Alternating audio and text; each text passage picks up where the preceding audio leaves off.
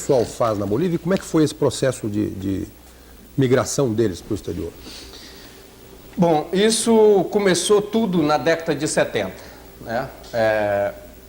O INCRA, né? Os fazendeiros, quando chegaram lá de 65 para 70, 75, estavam os conflitos nessa região, né? Principalmente de 70 até 78, 80 e agora se intensificou mais. Aí o governo decidiu desapropriar, ia desapropriando, né? Então os fazendeiros chegaram e não queriam nem saber. O governo fez uma propaganda dizendo assim: o Acre, a Amazônia é um vazio demográfico, precisa ser ocupado pela pecuária para o desenvolvimento e o progresso. Então fez uma propaganda no sul para os fazendeiros: venha, venha para cá. Fizeram até um cartaz dizendo assim: o Acre, filé mignon da Amazônia, né? Então, onde o cantor Sérgio Reis foi dar show, né, lá na região, promovendo a venda das terras do Acre. Esse pessoal, a sua grande maioria, foram expulsos lá para a Bolívia, né, pelos fazendeiros. Eles chegavam nas colocações de seringa, lá no meio do mato, com um bando de jagunços. Muitas vezes, em algumas vezes, eles até se fardavam e compravam roupa falsificada, dizendo que era da polícia, sabe? Ou ninguém sabe se era da polícia ou não. O jornal na época até dizia que eram pessoas que tinham inventado roupa parecida com a da polícia. Isso até hoje deixou dúvida, porque não esclareceram para a gente se era ou não da polícia. Mas em alguns casos a polícia, né, garantia o desmatamento. Então, quando ia haver um fazendeiro ia desmatar, o governo botava a polícia lá para garantir que ele desmatasse e expulsasse o seringueiro. Então eles queimaram casa, mataram o seringueiro, sabe, expulsaram, incendiaram, pintaram as canecas, como nós chamamos lá, sabe? E isso ficou desse jeito. Nunca foi tomado sequer uma providência para que esse pessoal começasse a parar. A outra questão foi o INCRA, que disse: bom, vamos colonizar. Aí lotearam alguns seringaizinhos, botaram algumas famílias. Mas tirar o seringueiro da seringa, né, tirar ele de dentro do mato, é que nem tirar o seringueiro, o ribeirinho, o índio, tirar ele de dentro do mato para botar na colônia, como tirar o peixe de dentro da água. Acaba com ele. Então existiu, né, alguns problemas para essa expulsão desse pessoal para a Bolívia. A maioria foram expulsos por fazendeiros. E os poucos que não foram por fazendeiro, eles foram pelos projetos do INCRA mal dirigido. Ou seja, eles davam a colônia 50, 60 hectares, mas não dava escola, não dá posto de saúde, não dá garantia de preço, não compra o produto. E a borracha não apodrece, mas o arroz, o milho, o feijão, se você não tem para quem vende, ele vai apodrecer. E lá não tinha como escoar os produtos. Então, alguns não conseguiram virar colônia. Eles sempre são seringueiros. Então, o Rodolfo Roder tem uma pergunta para você, por favor. Marino, no ano passado, a Anistia Internacional divulgou um documento sobre essas mortes, mais de 1000 mortes ocorridas na década de 80, e para as quais apenas 3 pessoas foram levadas ao banco dos réus, quer dizer, acusando a omissão das autoridades. E também depois, mais tarde, divulgou um documento sobre o assassinato do Chico Mendes. Esses documentos fazem parte de um processo de mobilização da opinião pública mundial contra essa omissão das autoridades aqui diante dessa onda de assassinatos que vem crescendo. Queria saber de você o seguinte: primeiro, isso foi positivo para vocês lá? E segundo, a situação mudou depois disso? Quer dizer, essas pressões, inclusive internacionais, especialmente as pressões de fora, tiveram algum resultado? A situação melhorou depois disso ou continua a mesma situação anterior? Eu poderia dizer, em parte, né, que a gente teve muitas vantagens, né? Isso não significa que o crime, né, a violência tenha, né, melhorado, mas veja só, fez com que toda a população, né, do Brasil e do mundo tomasse uma preocupação e fizesse alguma coisa. Então, isso ajudou muito, né, pelo fato de que hoje eles estão realmente, né, já discutindo, pelo menos discutindo com a gente, né, algumas questões, por exemplo, reserva extrativista, né, de primeiro eles nem davam atenção à nossa proposta de reforma agrária para a região, né, depois não era divulgado tanto, né, esses assassinatos, a violência que tinha lá na região. Com esse movimento que foi feito, né, pelas entidades ecológicas, ambientalistas, os outros sindicatos, personalidades, fez com que hoje tenha um grupo muito grande envolvido e preocupado com essa questão. Hoje tem advogados, né, que estão indo lá constantemente, tem jornalistas que estão indo lá constantemente ou telefonando, né, a imprensa está divulgando todos esses atentados, essas ameaças, né, e o próprio, eu, por exemplo, ultimamente recebi mais de 1000 cartas de todo o mundo, sabe? Todos os países mandando, né, para o governo federal, mandando para o governo estadual, para o ministro da Justiça, para todo esse... Então, hoje... Essas cartas, se eu não me engano, fazem parte de uma rede de ação urgente da Anistia, não é exatamente, né? E esse pessoal hoje eles estão sabendo que hoje tem um leque de gente preocupado com essa situação, com o genocídio que está sofrendo, que nós estamos ameaçados, né, tanto os seringueiros quanto os índios, né, e a própria Amazônia, né, a ameaça de extermínio total dos povos da floresta, né, fez com que as autoridades hoje se preocupassem um pouco, né, e hoje, por exemplo, né, agora na última audiência que houve, acionaram até a Polícia Federal. E de primeiro, por qualquer coisinha que a gente fazia, era intimado, né, para a Polícia Federal. Qualquer coisinha que a gente dizia. Então hoje, pelo menos, já faz com que ele saiba que a nossa proposta, ela está correta. A nossa proposta para o desenvolvimento, para o progresso da nossa região lá, da Amazônia, ela está corretíssima. Porque nós mostramos para o Brasil e para o mundo, né, essa proposta, né, e inclusive a Aliança dos Povos da Floresta, né, índio e seringueiro, que foi concretizada realmente de fato, né, no segundo encontro dos seringueiros e primeiro encontro dos povos da floresta, né, que é essa resolução aqui que a gente já passou para alguns jornalistas, né. Hoje, para mexer com o seringueiro, com o índio, né, tem uma rede forte e nós esperamos. Só o que falta hoje é que eles procurem desapropriar as áreas, demarquem as áreas indígenas, criem as reservas extrativistas, né. Agora, os fazendeiros continuam soltos e continuam se armando. Os jagunços continuam desfilando na cidade. Continuam fazendo a pressão, o Você terror. sente falta de vontade de política de enfrentar esse problema, mais a nível estadual, local ou a nível federal também?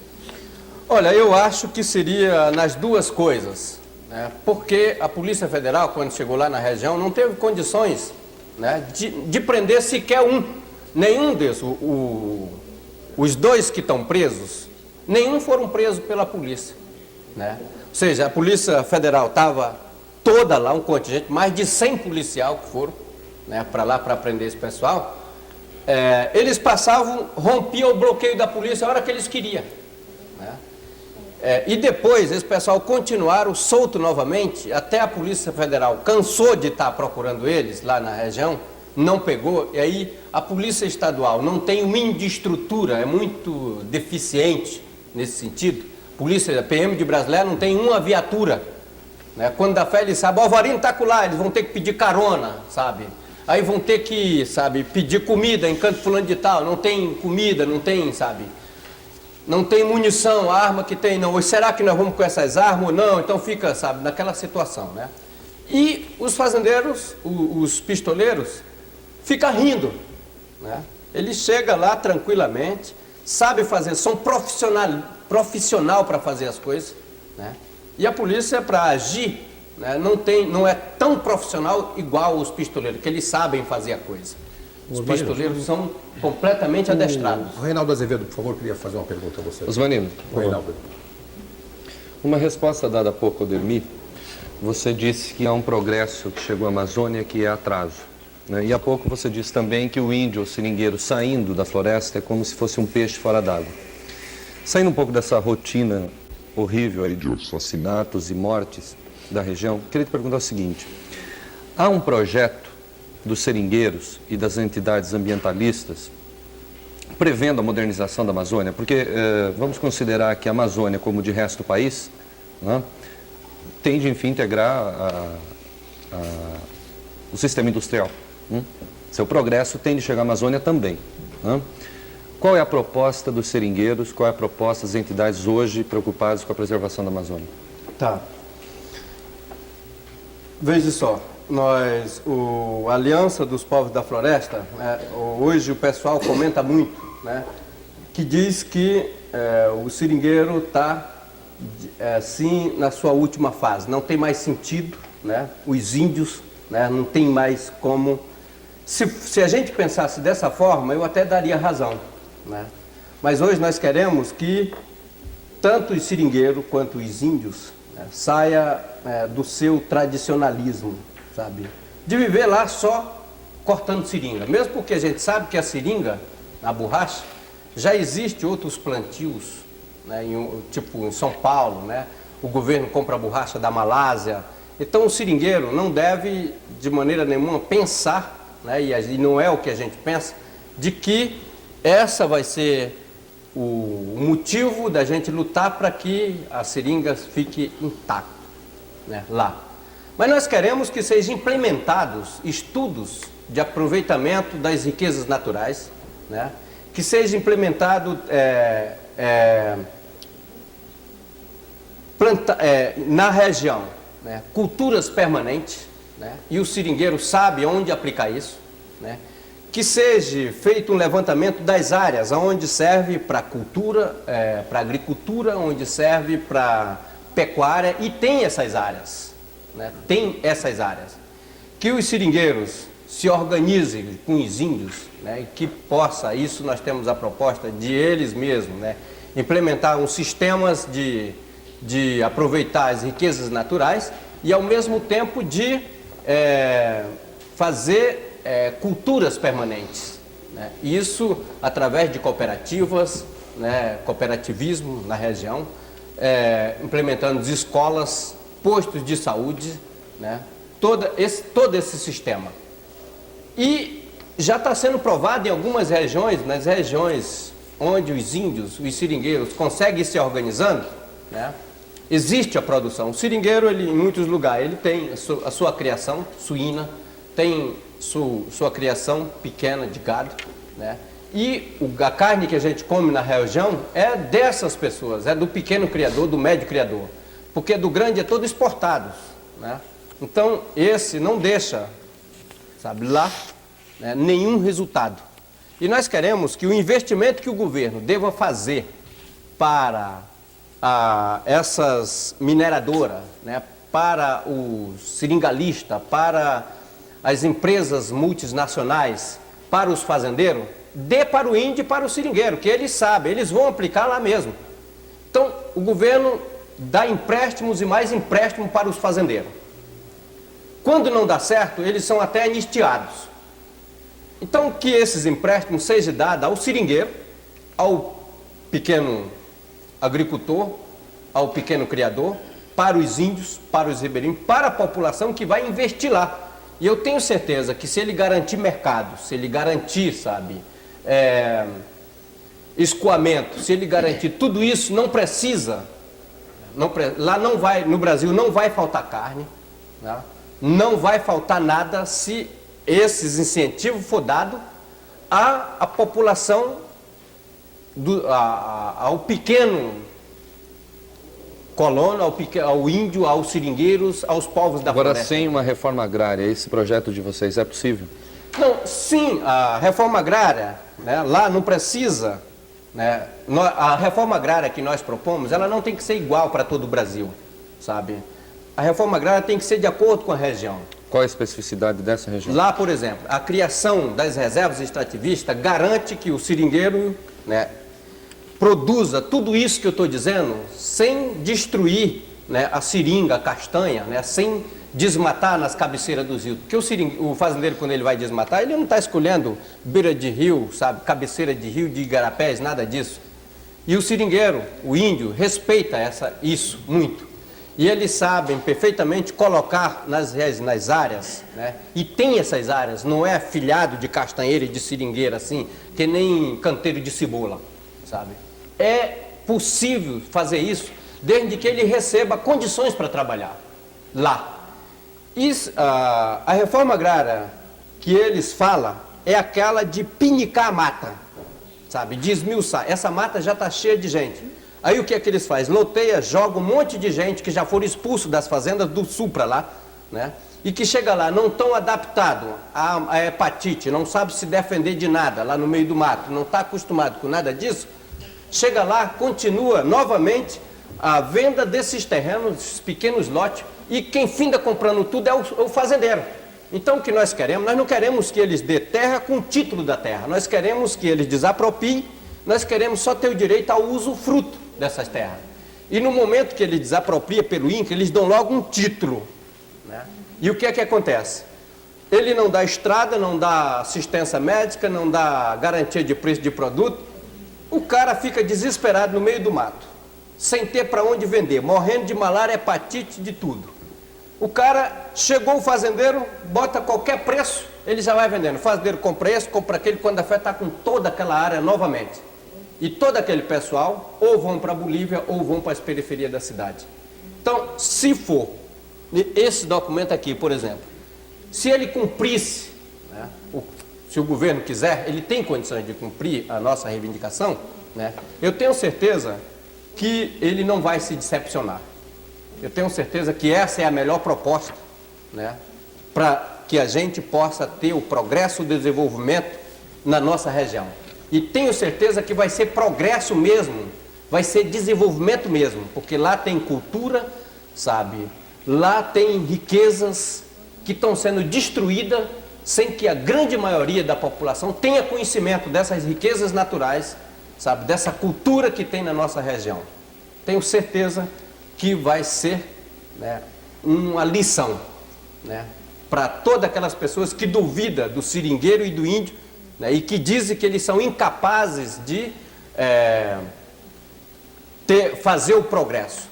Final de contas, eles falam de tanto progresso, de desenvolvimento, de tecnologia moderna, e está aí São Paulo, sabe? Que está a melhor tecnologia e está o pessoal morrendo de fome nas favelas, sabe? Que tecnologia, que desenvolvimento. Nós não queremos um progresso em que a gente veja, nós queremos um progresso não para um punhadozinho de pessoas, nós queremos um progresso para a maioria, sabe? E essa nossa proposta faz com que o progresso seja para a maioria, não para meia dúzia de latifundiários, de madeireiros, né, e de multinacionais, de empresas que só estão levando a nossa riqueza e não está deixando nada, né? O Marco Damiani, por favor.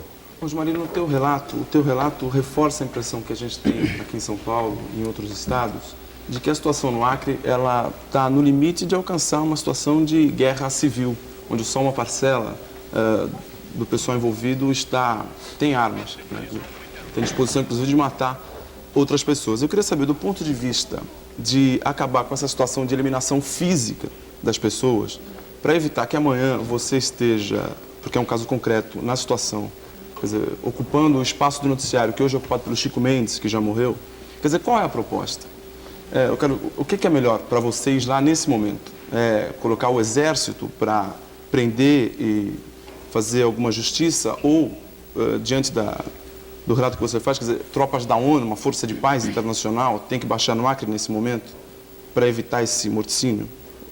Desse ponto de vista, o que é melhor? Bom, eu diria que se existe a iminência de uma guerra, né, isso tenho certeza que não parte dos seringueiros e dos índios, né, porque, primeiro, esses seringueiros, esses índios, né, não têm armas. Né? E principalmente hoje que a gente está olhado e bem vigiado, e não é nossa intenção revidar, né, como eu estava dizendo, pelo fato de que nós temos argumentos. Né? E quem perde o argumento é que se desespera. E o desesperado ele é capaz de cometer qualquer loucura. E é isso que eles estão fazendo lá. Tão desesperado. Os trabalhadores têm uma proposta, nós temos uma proposta aí que é uma proposta avançada. A proposta deles é super atrasada. Então eles cometem isso porque não tem argumento.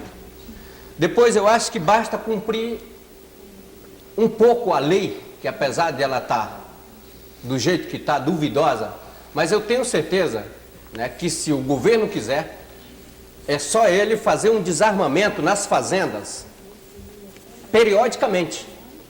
Desarmar, fazer um levantamento de todos os que têm porte de arma, de todos aqueles que estão andando armados na região. E isso é possível, né? É possível. Agora, Osmar, nesse caso, como é que vai distinguir o pistoleiro do caçador? Como? Como é que vai distinguir quem é pistoleiro e quem é caçador? O caçador tem apenas umas espingardazinhas já com a broca ruída, sabe?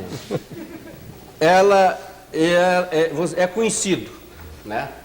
O pistoleiro, né, você distingue ele, né, muito fácil. Né? Ele é muito arrogante, né? Se disfarça de vez em quando e lá todo mundo sabe quem é quem. Né? Primeiro, fazer um levantamento das pessoas que estão nas fazendas, da onde vieram. E aí você vai ver que foi muito de Ponta Porã, sabe? Foi muito de Umuarama, sabe? E o que é que eles fizeram lá? Porque o Darli chegou lá em 75, né? E já era procurado pela polícia em 50 e pouco, em Minas Gerais.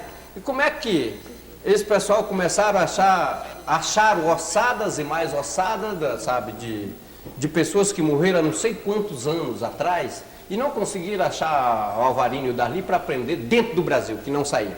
Agora, tem quantos pistoleiros na região, você acredita? É difícil, né? Por exemplo, você avaliar assim, por exemplo, na Fazenda Paloma, fica difícil você dizer e até misturar, porque lá a polícia estava lá, mais de 20 policiais agora ultimamente, para garantir o desmatamento. Se o seringueiro fosse fazer um empate, sem dúvida nenhuma que a polícia que estava lá a serviço do fazendeiro, né, ia disparar contra os seringueiros. Né? Porque estavam lá para quê? Não para garantir que o seringueiro perdesse as suas casas, as suas colocações. Então eu acho que se eles quiserem, nós estamos prontos para contribuir, sabe? Nós vamos dizer quem é as pessoas duvidosas. Mas quantos são? Você acha que são 20, 100, uma multidão? Não, lá tem exército mesmo. Né? Tem exército de jagunço na nossa região. É mais de uma centena? Não é 20, não é 30. Porque ó, eles ficaram 40 pessoas desfilando só à custa do Alvarinho e do Darli quando começaram a perseguir o Chico Mendes para eliminar. E o Chico Mendes falou disso, aqui tem 38, tem 40 pessoas andando em C10, dentro da cidade, sem trabalhar, fazendo farra, bebendo, comendo, sem trabalhar direto. Só essas duas pessoas, agora sem imaginar o resto. E isso foi divulgado na Semana, é muitos, vai lá na fazenda, mas nunca foram. Osmarino, nós vamos ter que fazer um rápido intervalo. Antes eu queria fazer uma pergunta de 3 telespectadores, uma pergunta mudando um pouquinho para a parte política. O Leônidas Correia de Araújo, da cidade de Guarulhos, quer saber de você, às vésperas da eleição presidencial, qual o candidato que o senhor acredita o apoiaria no seu movimento em defesa dos seringueiros. O Mauro de Moraes, de Santana, em São Paulo, quer saber qual a sua identidade ideológica. E o João Paulo Silveira, de São Luís Gonzaga, no Rio Grande do Sul, pergunta de que sigla partidária você faz parte. Vai responder agora? Bom, nós... os seringueiros e os índios, né? Nós, inclusive eu estou vindo aqui, né, para discutir exatamente com os índios, né, até o Ailton Krenak, que é o presidente da União das Nações Indígenas, né, que faz parte junto com a gente nesse movimento, né, a gente vamos querer ouvir, né, todos os candidatos, né, e vamos ver qual deles tem a coragem, né, de apoiar a nossa proposta, apoiar mesmo, não só de discurso. Né? E isso nós vamos discutir, né, com esse pessoal, com esses candidatos. Nós vamos fazer uma programação, vamos mandar nossa proposta, vamos exigir, né, o que tem coragem de enfrentar, né, a luta em defesa dos povos da floresta, né, a luta em defesa do desenvolvimento nos moldes em que nós propomos, né, e nós vamos exigir isso. Então, a outra questão é... Se você tem algum partido Eu político. não tenho partido nesse movimento, mas apoio, lá na região tem o Partido dos Trabalhadores e o PV, né? São dois partidos que atuam dentro desse movimento. E nós trabalhamos com esses dois e até outros políticos de outros partidos, tem alguns políticos de outros partidos lá que também entram e que dá algum apoio nesse movimento, e nós trabalhamos juntos, né? Ultimamente a militância, eu não estou militando em partidos,